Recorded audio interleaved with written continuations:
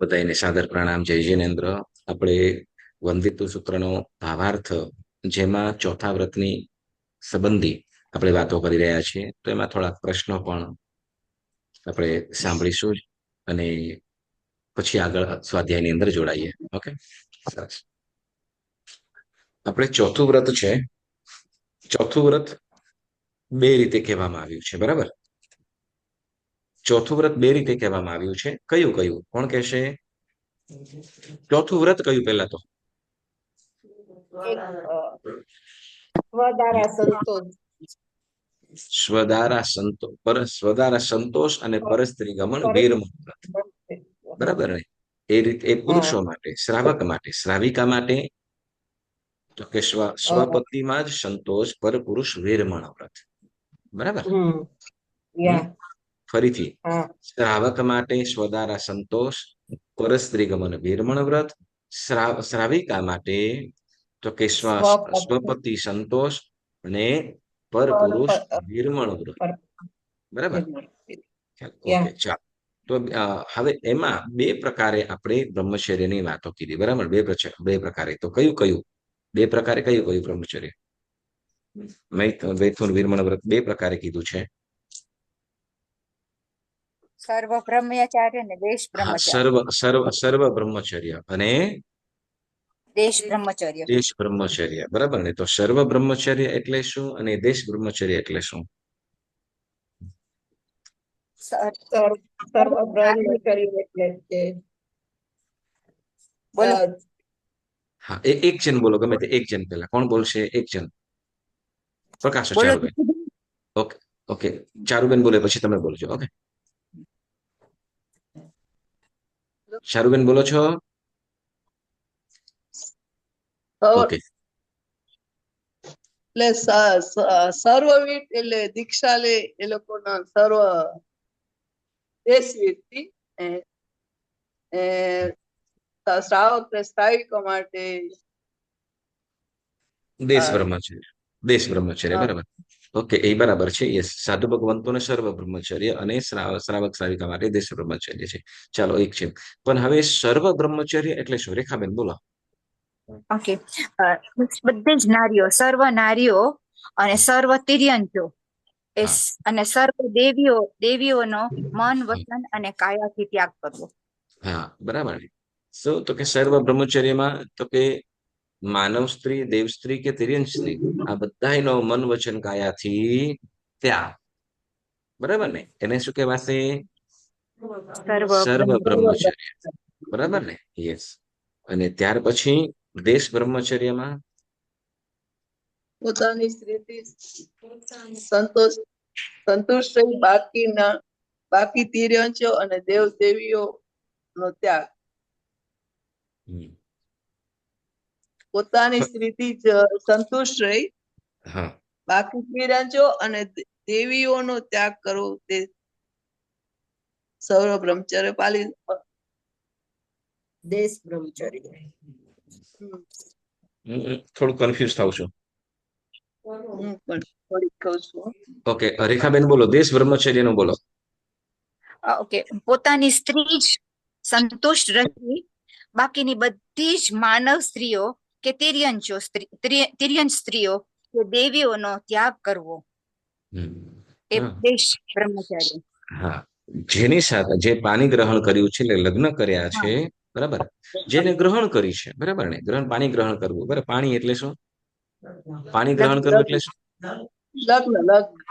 હાથ, પાણી એટલે હાથ. હા, યસ, પાણી એટલે હાથ, બરાબર? નહીં તો શું કે જ્યાંથી પાણી લઈ આવ્યા ત્યાંથી. પાણી એટલે હાથ, બરાબર? સંસ્કૃત શબ્દ છે પાણી એટલે હાથ, બરાબર?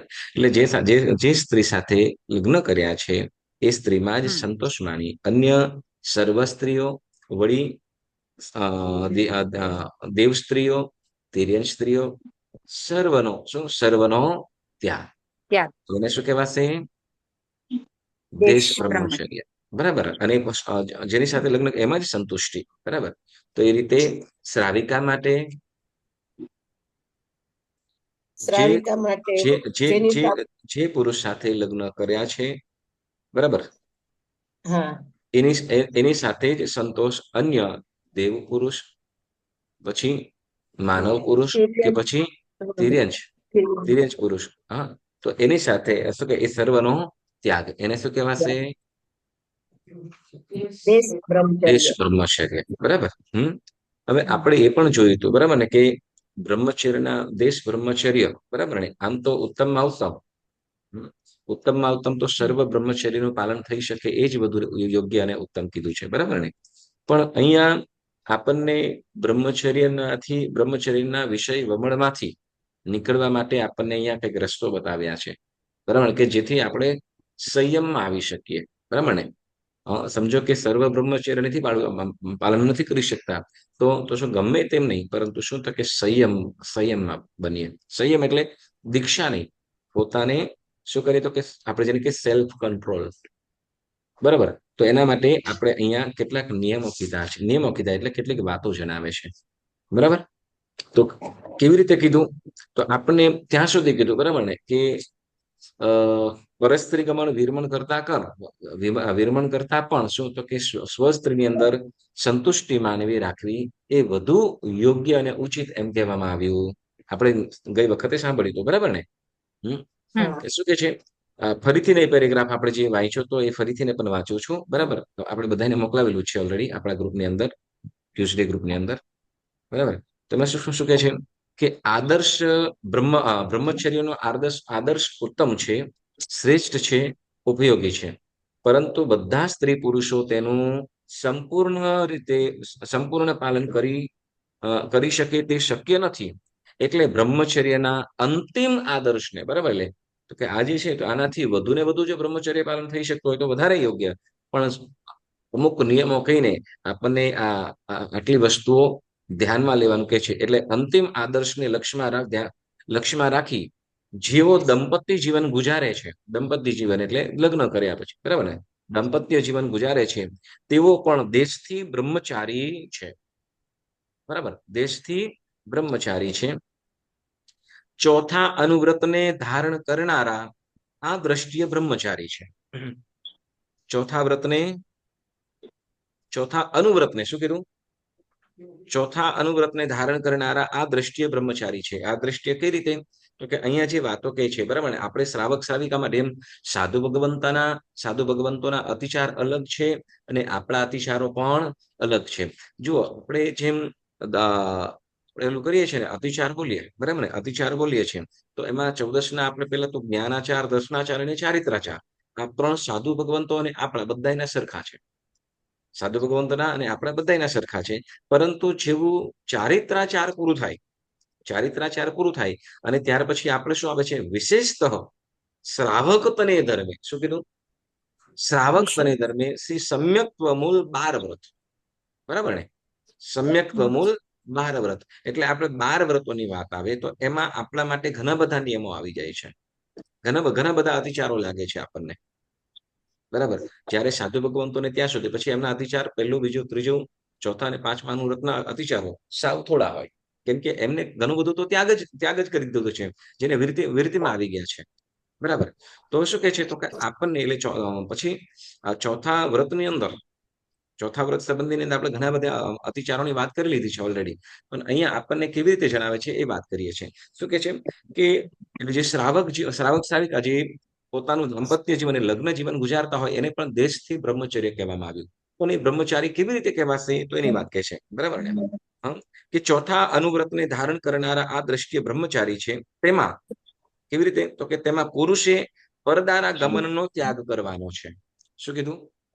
પુરુષે પરદારા એટલે પત્ની, જે જેના અન્ય પુરુષની જે સ્ત્રી છે તો એના દમનનો ત્યાગ એટલે એની સાથે વિષય સેવન કે એની સાથેનો વાતચીત વગેરે ત્યાગ કરવાનો છે. જે કામથી કે રાગથી વગેરે આપણે કહીને આપણે ઓલું આવ્યું, શું કીધું?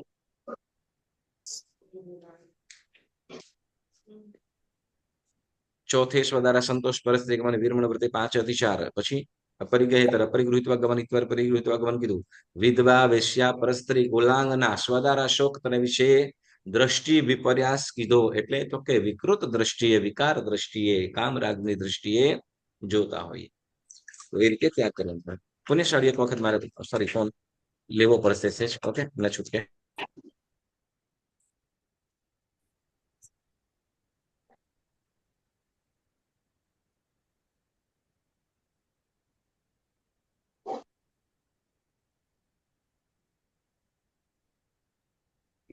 ઓકે, તો આપણે શું કે છે કે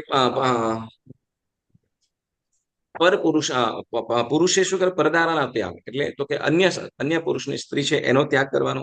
તો એ રીતે શું કે છે? સ્ત્રી માટે પરપુરુષ ગમનનો ત્યાગ કરવાનો કયો છે? અથવા તો પુરુષે પોતાની પરિણિત સ્ત્રીથી જ સંતોષ માનવાનો છે અને સ્ત્રીએ પોતાના વિવાહિત પતિથી જ સંતુષ્ટ રહેવાનું છે. પરદાર ગમન કરતા, હવે કે છે પરદાર ગમન વિરતિ કરતા સ્વદાર સંતોષ વ્રત વધારે ઉચ્ચ કોટીનું છે. ફરીથી પરદાર ગમન કરતા, બરાબર, પરદાર ગમન વિરતિ કરતા સ્વદારા સંતોષમાં વ્રત વધારે ઉચ્ચ કોટીનું છે. કારણ કે પરદારા ગમન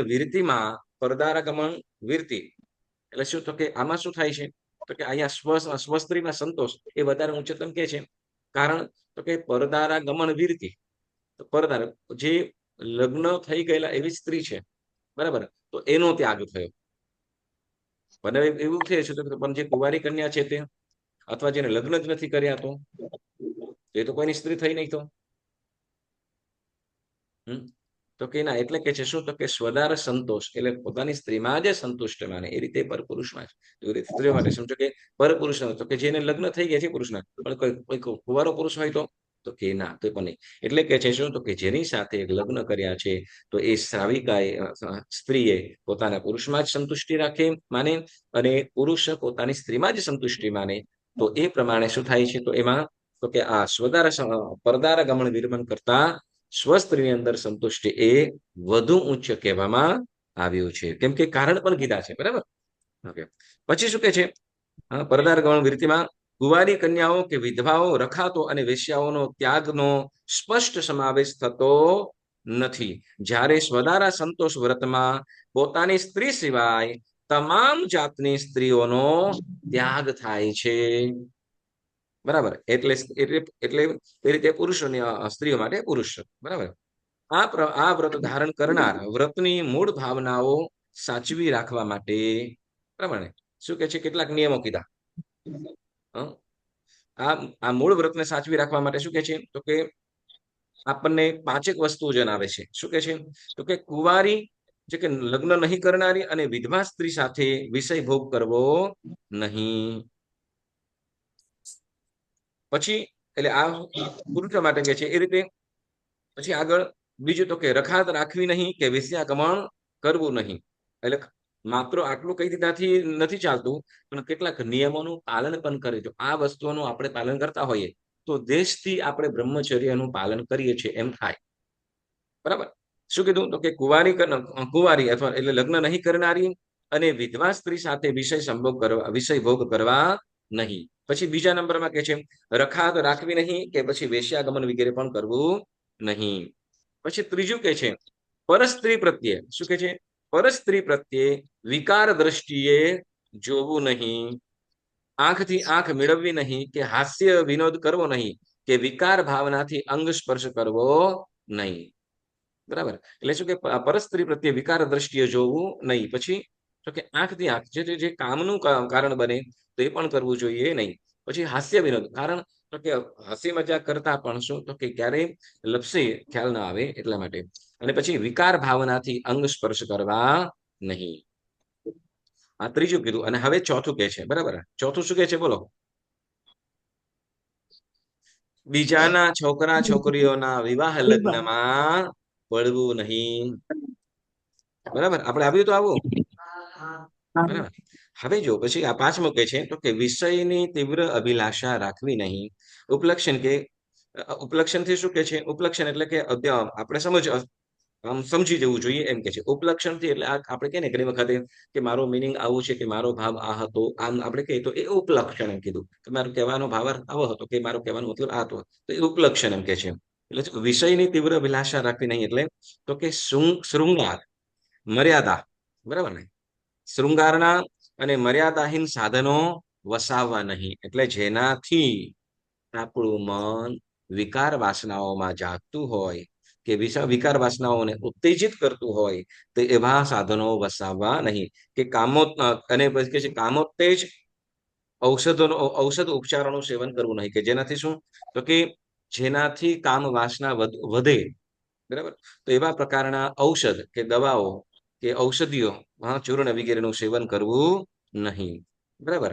એટલે આ પાંચ વસ્તુઓ જો પાલન કરવામાં આવે તો પાલન કરતા હોઈએ તો ચોક્કસ આપણે પણ કેવા બની શકીએ, તો કે દેશ બ્રહ્મચાર્ય પાલન કરનારા બની શકીએ છીએ. તો કે જે શ્રાવક શ્રાવિકાના વ્રતોને ધારણ કર્યા છે એઓએ તો આ ચોક્કસ અને ચોક્કસ આનું પાલન કરવું જ જોઈએ. અને એક વસ્તુ પુણ્યશાળીઓ યાદ રાખજો, એક વસ્તુ હવે એક વાતનું હંમેશા યાદ રાખવાનું, આ ચોથા વ્રત સંબંધીની અંદર, બરાબર, તો કે ધર્મથી તો ચોથા વ્રતનું જો પાલન ન કરતા હોઈએ તો ધર્મથી તો ભ્રષ્ટ થઈએ જ, પરંતુ સમાજની દ્રષ્ટિએ પણ ભ્રષ્ટ બનીએ છીએ. સામાજિક દ્રષ્ટિએ પણ, બરાબર ને, કોઈ પણ શું કે શું કહેવાય કે આવું અનાચરણ કરતા હોય છે, યોગ્ય નથી એવું, તો એ સમાજની અંદર પણ, પરિવારની અંદર પણ અને વ્યવહારની અંદર પણ ભોગવાય છે. તો એટલા માટે પણ આ બ્રહ્મચર્યનું, આ દેશ બ્રહ્મચર્યનું તો સર્વે પાલન કરવું જ જોઈએ. એ વ્યવહારની અંદર પણ કીધું, બરાબર, વ્યવહારની અંદર પણ, એટલે નિશ્ચય અને વ્યવહાર. કદાચ એમ કે કદાચ તમે કોઈ ક્યાંક જૂઠું બોલી ગયા, કદાચ ન છૂટકે કરવું પડ્યું, તો એ કદાચ હજી કદાચ એને સંજોગ એવો થઈ ગયો, બરાબર ને, પણ કોઈ જગ્યાએ એવું ન આવે, ક્યાંય માફી ન આવે, બરાબર ને, કે શું, તો કે આને આમ કદાચ મજબૂરી હશે ને, વ્યક્તિ કદાચ મૈથુન સેવન કરી લીધું અથવા આવી રીતે કરી નાખ્યું, એમ થાય તો શું થશે, શું થશે સમાજની અંદર, શું, તો કે હીન દ્રષ્ટિએ પછી એ પુરુષ હોય કે સ્ત્રી હોય, બરાબર. એટલે આ ચોથા વ્રતનું પાલન તો હંમેશા આપણે જેમ સાધુ ભગવંતે, બરાબર ને, સાધુ ભગવંતે જેમ એની રીતે શુદ્ધ પાલન કરતા હોય, આપણે પણ આ શ્રાવક શ્રાવિકાએ આ ચોથા વ્રતનું પાલન અવશ્ય કરવું જોઈએ. આપણે સર્વથી નહીં પણ દેશથી તો આપણે પાળી જ શકીએ, બરાબર, દેશથી તો આપણે ચોક્કસ ને ચોક્કસ પાડવાનું છે, બરાબર. હવે જો એમ કે છે આના માટેના નુકસાનીઓ પણ શું કહેવાય, જો અતિ શું કે છે અતિ અબ્રહ્મનું સેવન, મૈથુન સેવનથી ઘણા બધા નુકસાનો પણ છે, શારીરિક છે અને માનસિક પણ છે. તો એ નુકસાનો પણ શું છે એની પણ વાત કરે છે, બરાબર. તો કે આરોગ્ય માટે પણ શું, તો કે જો પહેલા તો ધર્મ માટે અતિ આવશ્યક છે, અને સાથે સાથે તો કે સ્વાસ્થ્ય માટે, હેલ્થ માટે પણ આ બ્રહ્મચર્યનું પાલન કરવું આવશ્યક છે. શું કે છે, અથવા ન પાલન કરવામાં આવે અને વધુ પડતું જો અબ્રહ્મનું મૈથુન સેવન થતું હોય તો એને બીમારીઓ પણ થઈ શકે છે. કેવી બીમારી કે છે, તો કે શરીરમાં ધ્રુજારીઓ આવે, વળી ખેદ થવો એટલે એકદમ શું કહેવાય, થાકી જાય,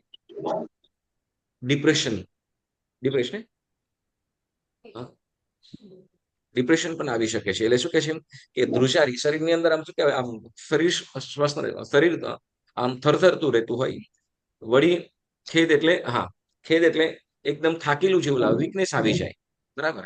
પછી શું કે છે, થાક લાગવો, થાકી જાય, આમ ગમે તેવું હોય તરત થાકી જાય, થાકેલા ફ્રેશ ન રહે. વળી કે છે મૂર્છા આવવી એટલે એકદમ બેભાન થઈ જવું. વળી કે મૂર્છા આવી મતલબ બેભાન થવું, બરાબર ને, મૂર્છા આવી એટલે બેભાન થઈ જવું.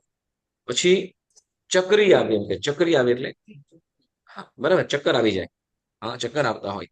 વળી પાછું કે ગ્લાની કે બેચેની થવી, ગ્લાની એટલે શું કહેવાય, ફ્રેશ રહે, બેચેની શું કહેવાય, આમ કોઈ કાર્યની અંદર મન જ ન લાગે, બરાબર.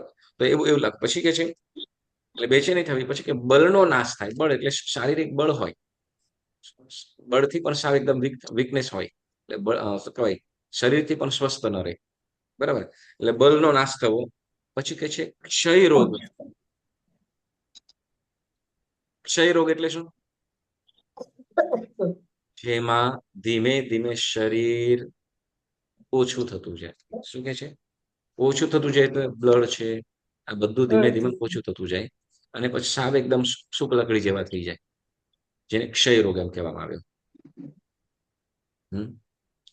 પછી એટલે આ બધા રોગોનું કામ, આ રોગોનું કારણ પણ શું છે? રોગો આવી શકે છે. એટલે આ શું કે છે? કામાદિની તીવ્ર આસક્તિથી આ બધું શું કામ વિકાર વાસનાઓથી બહુ એ થતા હોય, એવા જીવોને આ રોગો પણ લાગુ પડી શકે, આ રોગો પણ આવી શકે. બરાબર ને? ધ્રુજારી આવી, ખેદ આવવો, મૂર્છા આવી, થાક લાગવો, ચક્રી આવી, બરાબર, બેચેની આવી, પછી કીધું બળનો નાશ થાય, અને ક્ષય રોગ, જેમાં ધીમે ધીમે શરીર ઘટતું જાય. બરાબર. તો આ રોગ બધા છે નથી તો કે કામ સેવનથી આ બધા રોગો પણ થાય છે. એટલે શરીરના જો આરાધના માટે તો કે જ બરાબર ને, આરાધના માટે બ્રહ્મચર્યનું પાલન અતિ આવશ્યક છે. બરાબર. પણ હેલ્થ માટે પણ બ્રહ્મચર્યનું પાલન અતિ આવશ્યક છે. બરાબર. એટલે આ એક એવું વ્રત છે જે સમાજમાં પણ અને અધ્યાત્મમાં પણ ખૂબ આવશ્યક છે આનું પાલન. બરાબર. કે ગમે તેવું હશે, ગમે તેવું. હા, ચાલો ઓકે, ચાલો હવે આગળ વધીએ. શું કે છે આગળ? સ્વદારા સંતોષીને 5 અતિચારોમાંથી પહેલા 2 અનાચાર અને છેલ્લા 3 અતિચાર છે, જ્યારે પરદારા ગમન વિરતિવાળાને તે 5 અતિચાર છે. સ્વદારા સંતોષીને 5 અતિચારોમાં પહેલા 2 અતિચાર અનાચાર છે, અને છેલ્લા 3 અતિચાર છે તે, જ્યારે પરદારા ગમન વિરતિવાળાને તે 5 અતિચાર કીધા છે. બરાબર. ઓકે. શું કે છે કે કુંવારી અથવા વિધવા વગેરેનો સંગ કરતા, રખાત કે વેશ્યા સાથે ગમન કરતા, વળી કામોત્તેજક ચેષ્ટાઓ કરતા અને અન્યના લગ્ન કરાવતા તથા વિષય ભોગની તીવ્ર અભિલાષા રાખતા આ ચોથા વ્રતને વિશે દિવસ દરમિયાન જે અતિચાર લાગ્યા હોય તેને શું કરે છે? તો કે માફી માંગે છે. બરાબર. તો આ પ્રમાણે આ ચોથા વ્રત સંબંધી આપણે અતિચારો કીધા. હવે આમાં કોઈને કઈ પ્રશ્ન?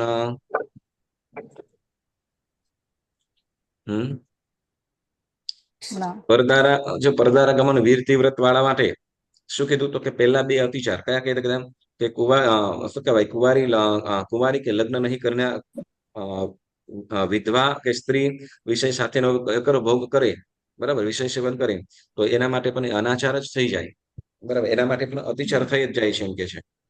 એટલે પહેલા આપણે શું વધારે સંતોષ માટે અતિચારોમાં પહેલા 2 અનાચાર કીધા.